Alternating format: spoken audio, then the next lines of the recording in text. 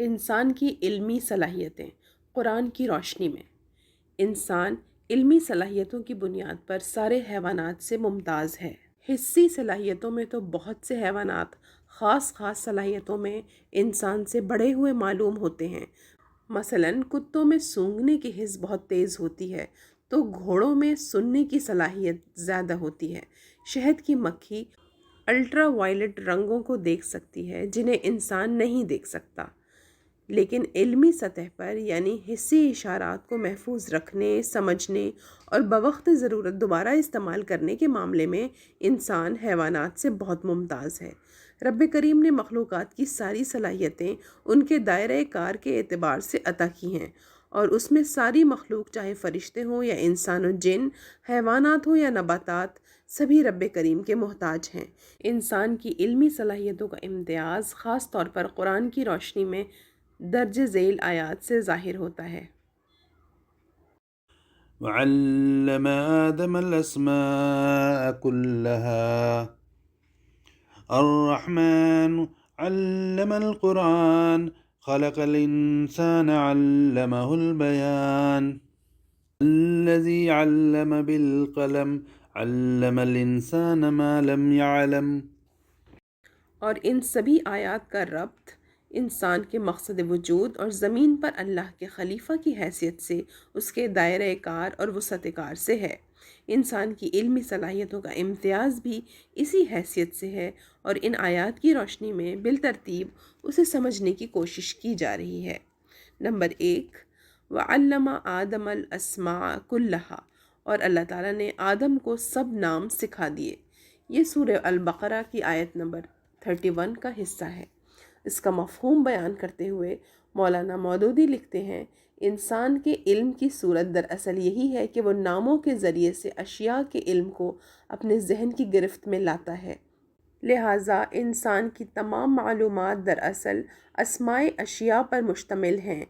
آدم کو سارے نام سکھانا گویا ان کو تمام اشیاء کا علم دینا تھا۔ اشیاء ہی تک محدود نہیں، انسان تو اپنے جذبات، خیالات اور حسی اشارات اور دوسری علامات و صفات کو بھی نام ہی کے ذریعے جانتا پہچانتا ہے، ذہن میں محفوظ رکھتا ہے اور بوقت ضرورت ان کا اظہار و استعمال کرتا ہے۔ اس سلسلے میں آیت سورہ البقرہ کی آیت نمبر 31 کے سیاق و سباق پر غور کرنے سے معلوم ہوتا ہے کہ رب کریم کے پلان میں جب آدم علیہ السلام کو پیدا کرنے کا وقت آیا تو اس نے فرشتوں سے فرمایا، انی جاعل فی الارض خلیفہ، بے شک میں زمین میں خلیفہ بنانے والا ہوں۔ سورہ البقرہ آیت نمبر 30۔ اسی بات کو سورہ الحجر آیت نمبر 28 سے 29 میں بھی اللہ تعالیٰ نے اس طرح فرمایا ہے، وَإِذْ قَالَ رَبُّكَ لِلْمَلَائِكَةِ إِنِّي خَالِقٌ بَشَرًا مِّن صَلْصَالٍ مِّن حَمَإٍ مَّسْنُونٍ فَإِذَا سَوَّيْتُهُ وَنَفَخْتُ فِيهِ مِن رُّوحِي فَقَعُوا لَهُ سَاجِدِينَ۔ اور جب آپ کے رب نے فرشتوں سے کہا، بے شک میں سڑے گارے کی کھنکھناتی مٹی سے بشر تخلیق کرنے والا ہوں، پھر جب میں اسے درست کر لوں اور اپنی روح اس میں پھونک دوں تو تم سب اس کے لیے سجدے میں گر پڑنا۔ اس سے معلوم ہوتا ہے کہ حضرت آدم علیہ السلام کی تخلیق مٹی سے ہوئی۔ انہیں بنا سنوار کر رب کریم نے اپنی طرف سے روح پھونک کر انہیں وہ علمی امتیاز بخشا جس کے بعد فرشتوں کو بھی انہیں سجدہ کرنے کا حکم ہوا۔ یہ علمی امتیاز جسے سورہ بقرہ آیت نمبر 31 میں وَعَلَّمَ آدَمَ الْأَسْمَاءَ كُلَّهَا سے تعبیر کیا گیا ہے، آدم علیہ السلام کی ذریت میں بھی منتقل ہوا، اور انسان، نباتات و حیوانات وغیرہ سے بھی علمی سطح پر یعنی حسی اشارات، جذبات، علامات وغیرہ کو ناموں کے ذریعے سے اپنے ذہن میں محفوظ رکھنے، سمجھنے اور بوقت ضرورت ان کے اظہار و استعمال میں ممتاز ہے۔ فرشتوں کا ایک خدشہ۔ فرشتوں کو جب معلوم ہوا کہ مٹی سے ہی بنے ہوئے انسان کو زمین میں خلیفہ کی حیثیت دی جا رہی ہے تو انہوں نے رب کریم سے عرض کیا، قالوا أتجعل فيها من يفسد فيها ويسفك الدماء ونحن نسبح بحمدك ونقدس لك قال إني أعلم ما لا تعلمون. فرشتوں نے کہا کیا آپ زمین میں کسی ایسے کو خلیفہ بنانے والے ہیں جو اس میں فساد کرے گا اور خون بہائے گا؟ آپ کی حمد کے ساتھ تسبیح اور آپ کی تقدیس تو ہم بیان کرتے ہیں۔ اللہ تعالیٰ نے فرمایا بے شک میں جانتا ہوں جو تم نہیں جانتے، یعنی اپنی لا علمی کی وجہ سے تم جن خدشات کا اظہار کر رہے ہو وہ اور ان کا ازالہ سب کچھ میرے علم میں ہے۔ فرشتوں کے خلجان کو دور کرنے کے لیے رب کریم نے آدم علیہ السلام کی علمی صلاحیتوں کو ان پر واضح کیا۔ ارشاد ہے وعلم آدم الأسماء كلها ثم عرضهم على الملائكة فقال أنبئوني بأسماء هؤلاء إن كنتم صادقين. قالوا سبحانك لا علم لنا إلا ما علمتنا إنك أنت العليم الحكيم. قال يا آدم أنبئهم بأسمائهم فلما أنبأهم بأسمائهم قال ألم أقل لكم إني أعلم غيب السماوات والأرض وأعلم ما تبدون وما كنتم تكتمون. اور اللہ تعالیٰ نے آدم کو سب نام سکھا دیے، پھر انہیں فرشتوں کے سامنے پیش کیا اور فرمایا اگر تمہارا خیال زمین میں بشر کو خلیفہ بنانے سے اس کا نظام بگڑ جائے گا صحیح ہے تو مجھے ان کے نام بتاؤ۔ انہوں نے کہا تو پاک ہے، ہمیں علم نہیں سوائے اس کے جو تو نے ہمیں سکھا دیا، بے شک تو ہی خوب جاننے والا بڑا حکمت والا ہے۔ اللہ نے کہا اے آدم تو انہیں ان کے نام بتا دے۔ چنانچہ جب اس نے انہیں ان چیزوں کے نام بتا دیے تو اللہ نے کہا کیا میں نے تم سے نہیں کہا تھا کہ بے شک میں آسمانوں اور زمین کے غیب جانتا ہوں اور وہ بھی جانتا ہوں جو تم ظاہر کرتے ہو اور جو چھپاتے ہو۔ اس امتحان سے گزار کر پروردگار عالم نے فرشتوں پر واضح کیا کہ خلافت ارضی کے لیے بشر ہی موزوں ہو سکتا ہے۔ اس امتحان میں یہ تو نہیں ہو سکتا کہ ایک علم کو اخذ کرنے سے فرشتوں کو روک دیا گیا ہو اور پھر اس سے متعلق سوال کیا جائے۔ یہ بات خود فرشتوں کے جواب میں قالوا سبحانک لا علم لنا الا ما علمتنا، لفظ سبحانک یعنی آپ ہر عیب سے پاک ہیں سے ظاہر ہے، بلکہ ان پر یہ حقیقت واضح کی گئی کہ زمین اور آسمان کے حالات اور ماحول میں بے انتہا فرق ہے۔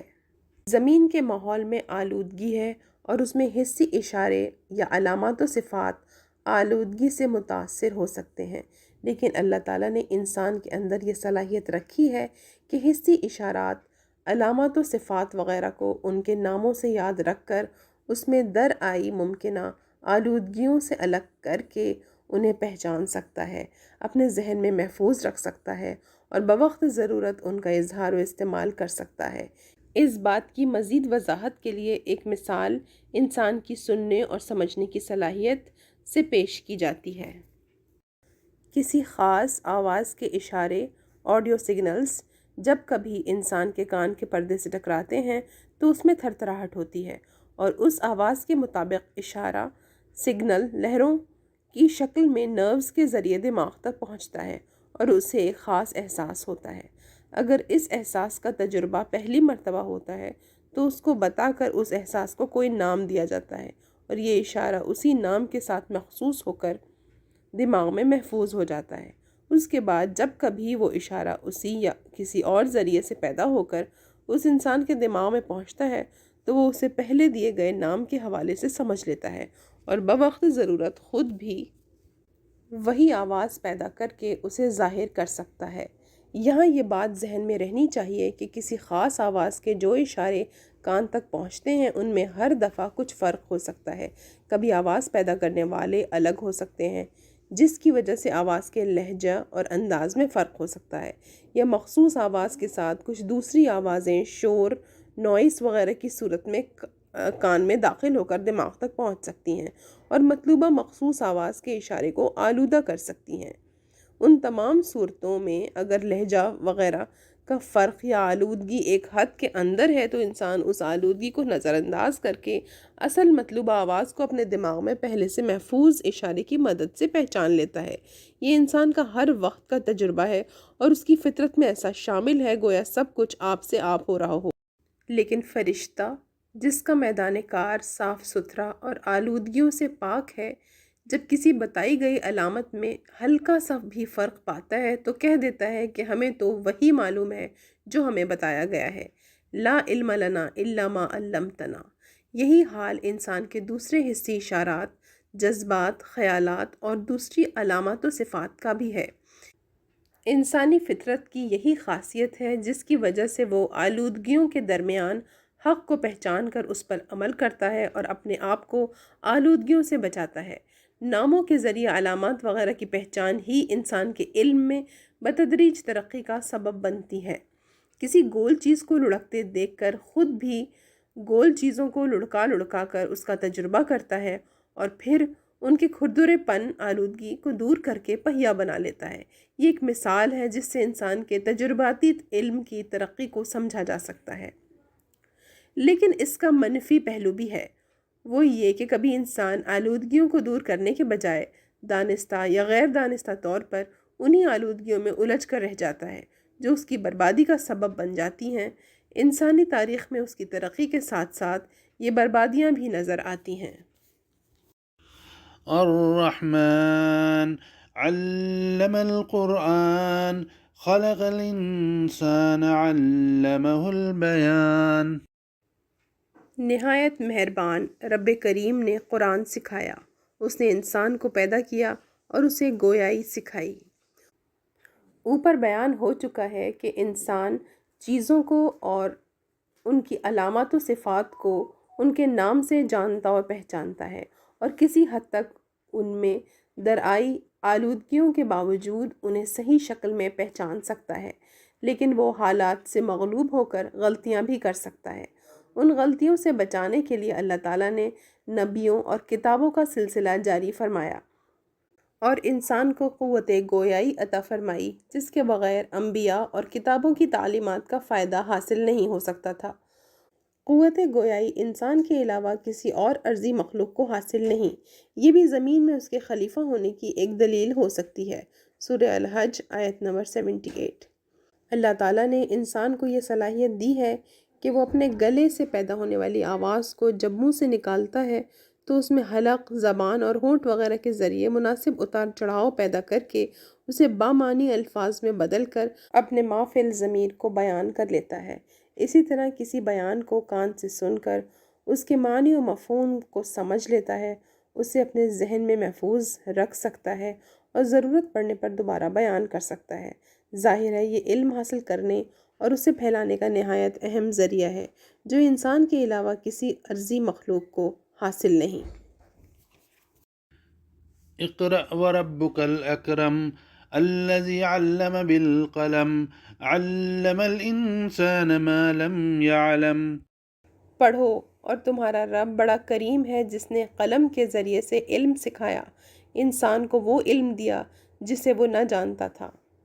ان آیات کی تفہیم میں مولانا مودودی رحمۃ اللہ علیہ فرماتے ہیں، یعنی یہ اس رب کریم کا انتہائی کرم ہے کہ اس نے انسان کو صاحب علم بنایا، جو مخلوقات کی بلند ترین صفت ہے، اور صرف صاحب علم ہی نہیں بنایا بلکہ اس کو قلم کے استعمال سے لکھنے کا فن سکھایا جو بڑے پیمانے پر علم کی اشاعت، ترقی اور نسلاً بعد نسلاً اس کی بقا اور تحفظ کا ذریعہ بنا۔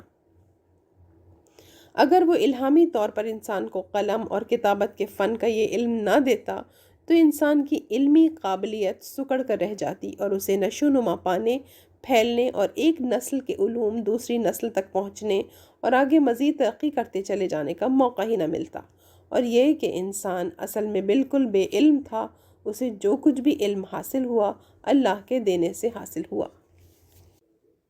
اس تشریح میں علم کے سلسلے میں قلم کی جو افادیت بیان ہوئی ہے اس میں کسی کلام کی گنجائش نہیں، لیکن جب ہم دیکھتے ہیں کہ نسل انسانی کے سب سے بڑے عالم اور معلم محمد صلی اللہ علیہ وسلم نے کبھی معروف معنی میں قلم کا استعمال نہیں کیا اور ہر زمانے میں خالق کائنات نے ایسے لوگوں سے بھی علم کی اشاعت و ترقی کا کام لیا جو خود قلم کا استعمال نہیں کر سکتے تھے، تو ذہن اس غیر مرئی قلم کی طرف بھی جاتا ہے جس کے ذریعے سمع و بصر وغیرہ سے حاصل ہونے والے اشارات قلب و دماغ پر نقش ہو جاتے ہیں، اور یہی علم کا بنیادی ذریعہ ہے۔